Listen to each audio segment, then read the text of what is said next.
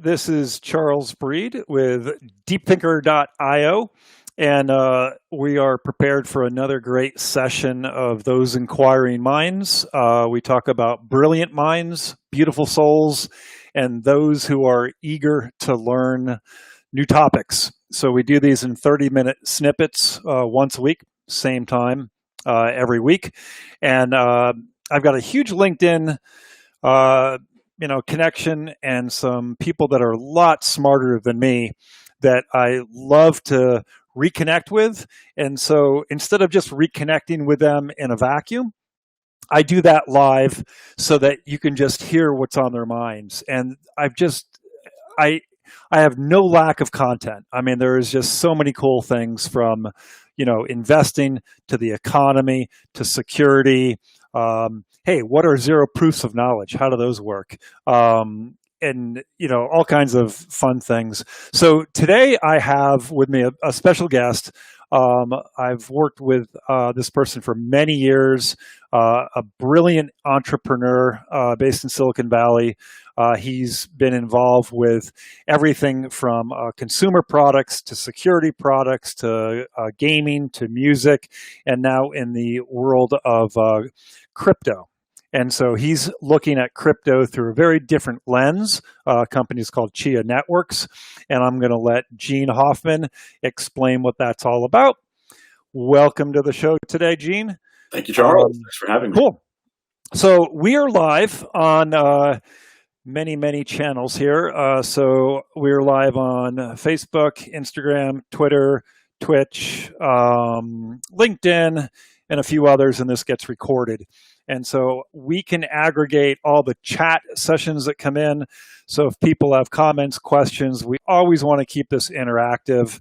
And like I said, it's a 30-minute session, which goes by in a heartbeat. So let me start off by saying Gene Hoffman, who's president of Chia Networks, which is in the crypto space. And, the very first, I have like 3 questions for Gene, because I know Gene, I can ask him one question and that will be 45 minutes. So I gotta keep this short. But the 3 questions are: give us the elevator pitch on Chia, including why you're different than which everybody knows as the cornerstone of Bitcoin. And then more interestingly is open up your crystal ball. And, we're in a crazy time right now with the Fed printing money, this pandemic issue,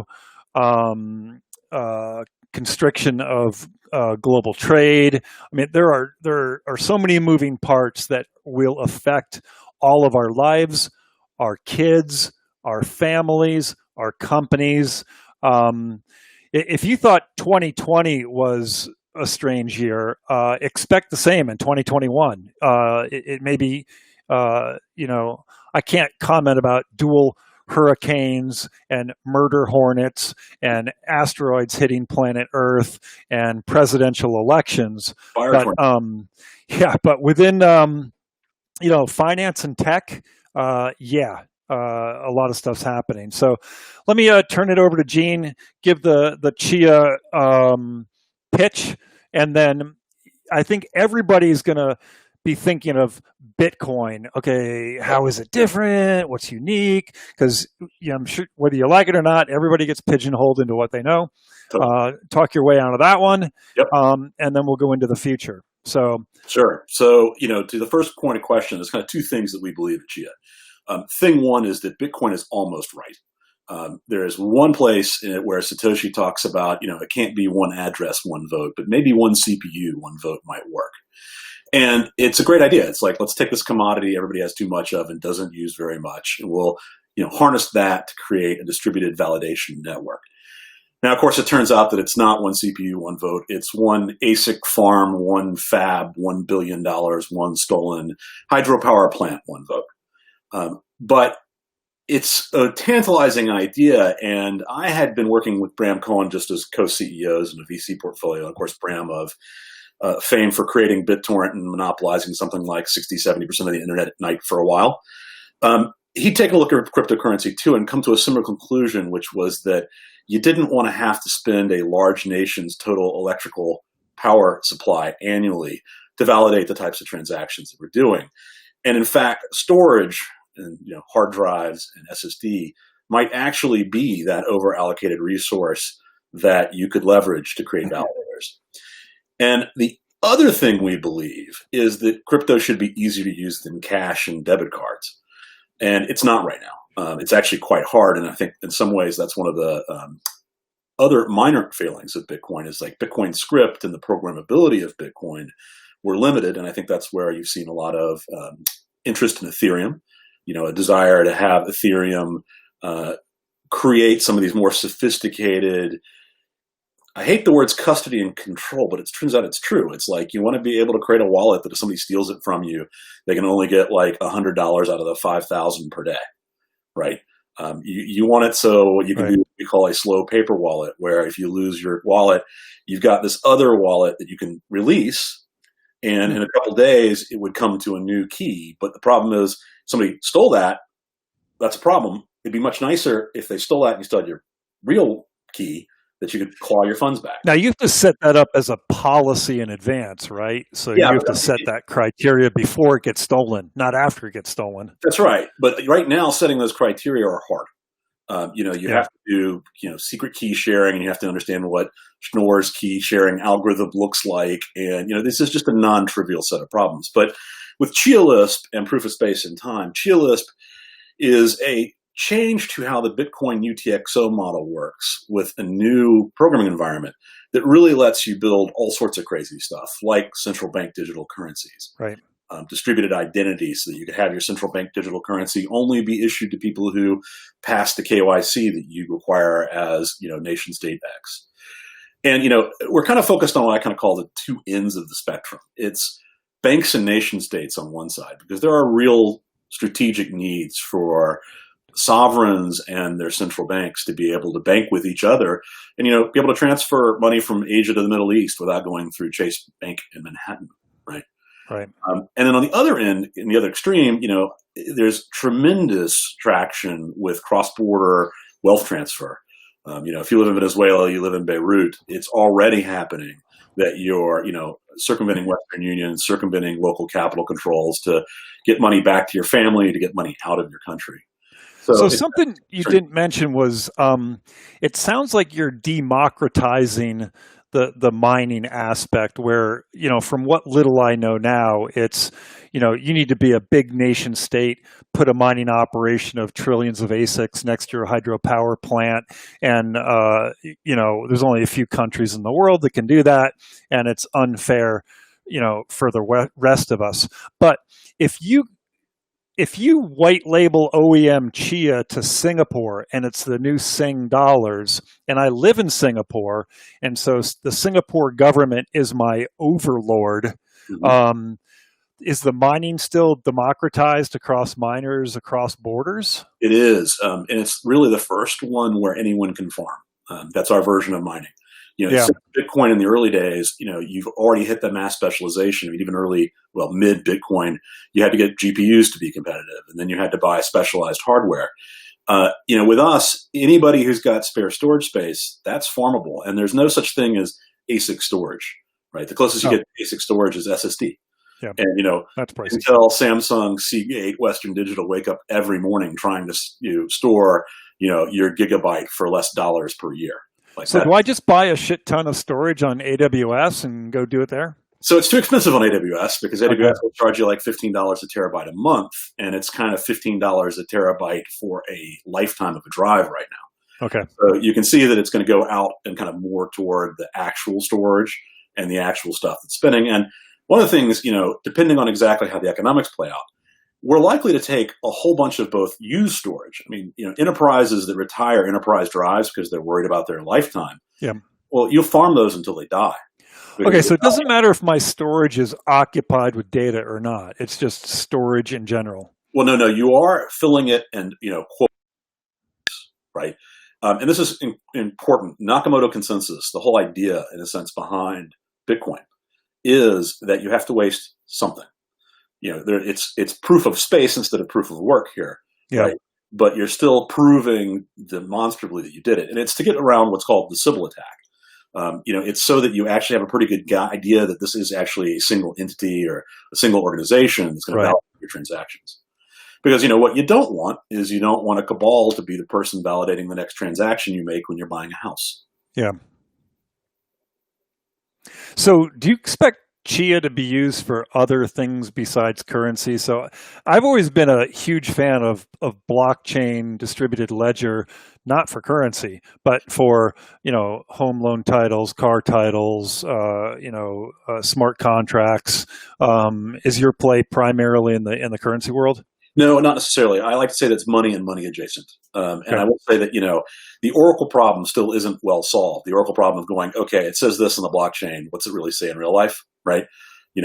Does your car still exist? Are you actually living at that property that you claim you have title to, right? Yeah.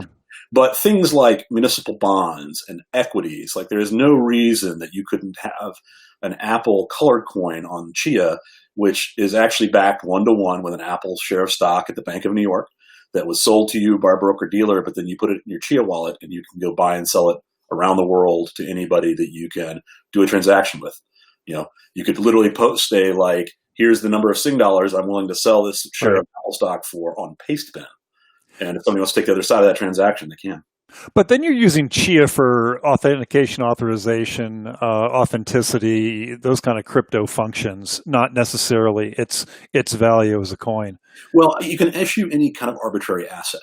And when you take the list you were talking about, they're arbitrary assets, right? The closer they are to money, the easier those Oracle problems are, right? Right. But the farther they are, it's not that much further. And, that's where land titles do make some sense and those kinds of things, because you're kind of saying, hey, this PDF really is that title and I recorded it back then. So I can have a timestamp and all those other pieces.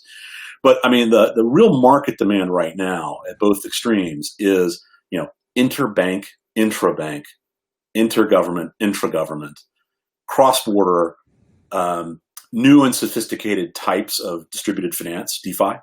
Are Right. you telling me there's problems with SWIFT and FedWire? Seriously? And Western Union. These are all difficult things. I mean, when you and I worked together a little while back, kind of, deeply in the credit card infrastructure, I'd have entrepreneurs come to me all the time and say, I want to undermine Visa and MasterCard. Yeah, those rails are the golden goose that keeps laying them golden eggs. And That's right. The problem with them is they're just bad, but not so bad enough that it's easy to undermine them. The better answer is to actually go below them, go below the banks, and change the underlying infrastructure. Right. So how happy are the bank governments about these techniques? Well, the good news is the big governments realize there's not much they can do. Here in the United States, the First Amendment makes it very hard to stop what's already kind of happened with Bitcoin. And in a lot of ways, Bitcoin has run interference for all of the new creativity that's being launched in a truly distributed manner on a blockchain. In the mid-pack, you have this interesting competition. There are folks like Singapore, Japan, Switzerland, who watch China attempt to launch a central bank digital currency. And, Singapore strategically doesn't want to be out of that game. They want the Sing dollar to be a trade currency as well. So, there's this interesting mix of kind of motivations. The number two or the mid-pack guys see these blockchain initiatives as solving real problems for them. Yeah, I see. I think when you first mentioned this to me, I don't know, a year ago, where, you've got this OEM labeled Sing dollar, it bases their new digital currency on Chia. It's very, very interesting. But today, the common Joe Blow on the street, tin hat, uneducated lunatic is going to say, the vast majority of Bitcoin transactions today is still for illegitimate purposes. Is the number of transactions happening this second with whatever crypto you want to pick is still for drugs and bombs and other shit. Would you disagree with that? Because I don't know many stores besides, I don't know, Overstock.com and a few others that take any form of crypto now. And so most people still think that it's used nefariously with, Silk Road 4.0. Well, look, partially I'll agree in that all major great technologies tend to be put to the most interesting uses first. I mean, for the internet, it was porn. right? Oh, I was at Cisco, and all of our big heavy routers were going to Pasadena, California, being paid in cash, and names of companies I've never heard of before. We're buying thousands of routers. So Right. yeah, But I like to put it in perspective, which is the actual volume basis. I think there's more legitimate transactions going on in Bitcoin than there's in cash.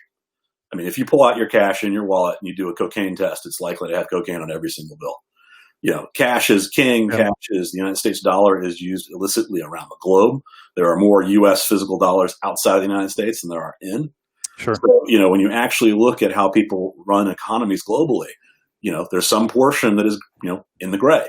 And look, and this is, this gets into that classic statement of one man's freedom fighters, another man's terrorists. I mean, Yep. people will tell me, I think it's bad that you might be creating technology that could be used to undermine capital controls. And it's like, well, I want to undermine Chinese capital controls in Taiwan. I want the Taiwanese to be able to exit. Yep. Yeah, so this goes back to our origins where we first met under, PGP, which was, two individuals should be able to stand behind the barn and have a private conversation without the government listening in. And then you can take that one step further, which is, why can't I hand Gene $100 for whatever product or services in the same way. So it's kind of an extension of those days. But Well, there's some crypto that does anonymously and some that does not. that's right. Most crypto is not anonymous. And in Yeah. fact, there's a running joke that, FBI was out for a while saying, don't use Bitcoin. We can't trace it. Wink, wink. Which Right. isn't true. It's Not all at all. tied. Part of the point of a blockchain is to be highly auditable, right? It's to be able to know that no value is created or destroyed in an individual transaction, right? Right. And so the pseudonymity of it makes it actually very non-anonymous. Now, there are things like Zcash and others that are adding some of this anonymity, and I think that we at Chia are going to add a more limited anonymity, because things like how much did you pay a payment partner over a payment channel probably isn't your competitive business's, interesting data that should be out there. Right. So layer 2 solutions, things like Lightning Network and other things that allow you to have a bit more privacy when you have kind of existing trade relationships. I think that's how you're going to see all this kind of scale when we really start to think about, cryptocurrency becoming a cash equivalent and as easy to use as cash. So we got a bunch of questions coming in here. I'm falling behind on my moderating skills. So is Chia currently traded? If not, when? How? So Chia is currently in testnet. We're allowing people to create plots that will work on mainnet. So if you download it today from chia.net, any plot you create will work. You've got a minimum plot size, so you want kind of a K31 or K32 when you go look at that. We expect to go live at the end of the year. We're going to initially launch with farming rewards only. We're going to hand 16 farmers one Chia every 5 minutes. That'll go on for the first 5 years. And we expect to be our first transaction date in early next year. Okay. Next question. I've got a Coinbase wallet. Will I see you there? Well, I can put it this way. Coinbase put us on the list of people that they were looking at to list approximately a year and a half ago. So we kind of expect to be on most of the major national exchanges and the international exchanges relatively quickly. So a follow-on to that is, what wallet do I use? Is it a native Chia wallet, or do I use my existing wallet, or what? So the Chia wallet's a new wallet. There's a reference Chia wallet in the Chia blockchain download that's available at chia.net. But we also expect some of the other wallet providers to start supporting this, and also things like the Ledger Nano and the Ledger X and S. They just launched the correct new key routine for BLS signatures. So we should have application support in those as well. So, a lot of the tools you're already using are likely to expand to include Chia. Okay. And then how do I get Jeff Bezos rich on mining? You farm at the right time. It's all about having a good source of probably used drives. I think that's the ultimate economic hack right now. So go on eBay and buy up a bunch of used drives for nothing? Go to Alibaba and buy a couple $1,000s worth of 3-year-old SAS drives, right? Yeah. And then know how to string them together. Yep. But you are going to be up against, sooner or later, your grandma downloading the client and just having it fill her space and automatically manage it. So how do you get that kind of traction where Bitcoin is a household word, but those who dig deep say, "Oh, there's no way I'm mining Bitcoin." I think you can attract a lot of interest if they learn that Chia is very mineable without being a major government. Well, we're going to do something really radical. We're going to do it exactly like Bitcoin did it. So next year, we're going to give out 1.6 million Chia. And you can take that number and you can multiply it by a range of prices that we might trade for. And, we're either going to give you on a low end $20 million worth of free money, or on the high end, maybe $250 to $500 million worth of free money. I think that's going to attract a few people to farming. Well, when you say give it out, what do you mean? What I mean is if you're a farmer on the Chia Network, you're going to have a chance to win one of 1.6 million coins next year. And it's directly proportional how much space you apply, how much space the network has. Oh, okay. So you're kind of kickstarting the early miners to say your standard odds of mining are going to be greatly increased in this initial period of we're helicoptering this 1.6 million additional coins in. So it's going to be really lucrative if you start early or That's first. Right. And there's a couple things we're doing differently than everybody else. There is a pre-farm, so Chia will own a portion of its own Chia, but the company owns it. And the company is not going to sell it. It's going to lend it. It's going to use it to buy back its own stock, but it's not going to actually go out in the market and sell it. Okay. So the only coins that are going to be available in the kind of open coin market are going to be the ones that were actually rewarded to farmers. Yep. And that's a, relatively thin market with a lot of demand. And so the two big variables next year for farmers are how much space totals on the network, and a software will show you that in a snapshot right now. Mm-hmm. And then, what's the Chia coin price? I don't really want to make a coin price prediction, but I'll say it this way, there aren't a lot of projects where one of the founders is routinely accused of being Satoshi Nakamoto. Not everybody has Bram Cohen right in the technology. Right. I expect we're a top 20 cryptocurrency by coin market cap. And so you can kind of work backwards to what a coin price might look like. And so, that's where you kind of get that range where I'm saying in a horrible day, it's going to be $20 million worth of marketing spend next year, and more likely $200 to $300 million out. And having that really democratized farmer community become that evangelist set, we think we're going to be able to get traction and build and kind of shift people to building Chia Lisp and all of the cool new things you can do to make actually using the stuff easy and programmable. So we got another question here, which is a comment and a question, which is timing is everything. If only I knew February and March, I should have got into the market. Who would have thought? What's the timing for Chia or Bitcoin in general? So, I see Bitcoin as kind of a competitive alternative. Would you be buying Bitcoin at, let me see, it is at right now $11,397. Are you bullish or bearish on Bitcoin? Because I can't do anything with Chia this minute. Yeah, well, so look, three things. Thing one, we are of the Bitcoin experiment. We don't necessarily consider ourselves competitive with Bitcoin. Those are friends of ours. We share technology back and forth. We're just trying to, write and clean up what Bitcoin would do if it didn't have mining at its center. Right. That said, it means I'm bullish on both, right? I do believe, especially with the Fed printing money and the likely inflation and the forward pace, that, Bitcoin is in many ways gold, except it doesn't cost you anything to hold it. And it's also really hard to counterfeit, which we just saw happen in a major scale in the gold market. Well, yes and no. So I can take a lead brick and I can buy a can of gold spray paint, but it's pretty easy to figure out that I spray painted my bar of lead. So yeah, I'll tell you this, most people don't take physical delivery. We're taking physical delivery of Bitcoin. Oh, that's another scam. Like if Chia is going to be holding coin and you start lending out 5 times the Chia coin that you hold, then I just call you Goldman Sachs, Morgan Stanley, and Citibank. Well, this goes back to a saying in the Bitcoin community that we totally agree with, which is not your keys, not your coins. Yeah. Well, right? So, ledger and a piece of software and store your own keys, and then they're your coins and nobody can take them from you. Yeah. And I guess that's more discoverable to the public than how much gold is being held in Fort Knox or China. Everybody can validate. Literally on the computer next to mine, there's a Bitcoin core node running. I barely notice it's there. And Yep. I can track every single coin's birth and death to know whether or not that coin's valid.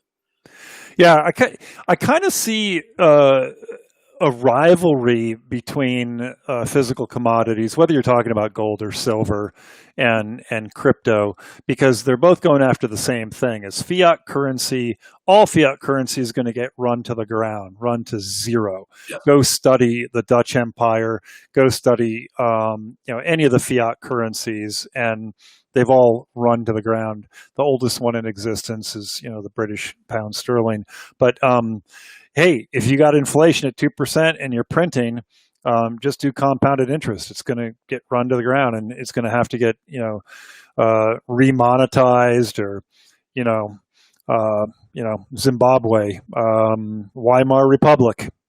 We're headed that way. So instead of going in I think it's going to take. I used to think it's going to take much sooner than later, and now I think it's going to take later than sooner.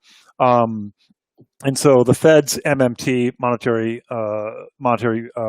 money policy, is going to continue to print. We're still going to see a pretty bearish market.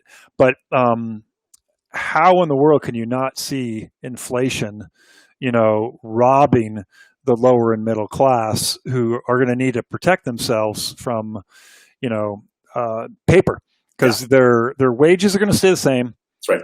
And their cost of living is going to skyrocket, and that's how you rob, middle class and poor folks. So, do we hold coin? Do we hold silver? Do we hold crypto? Do we hold a combination?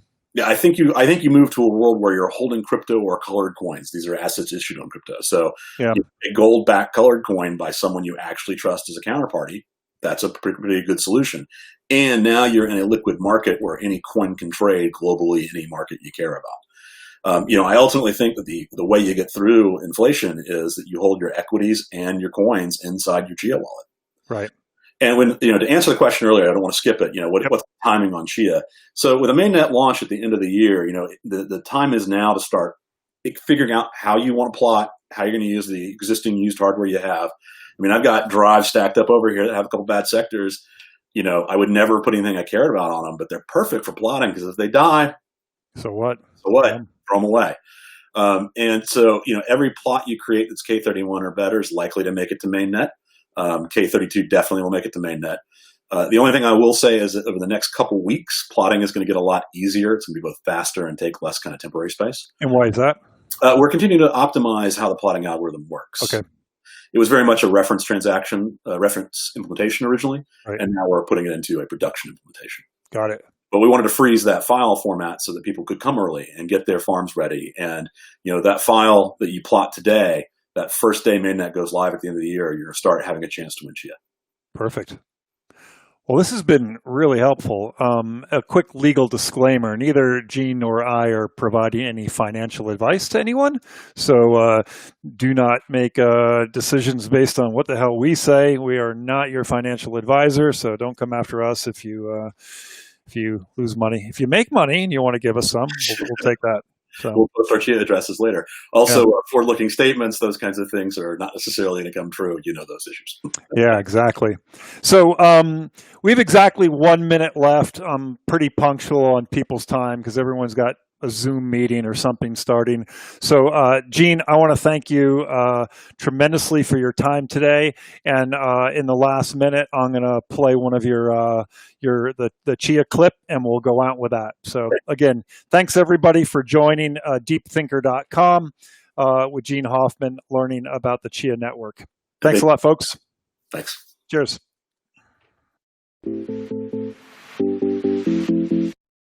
Commercial banks provide many services to their users beyond just taking custody of money.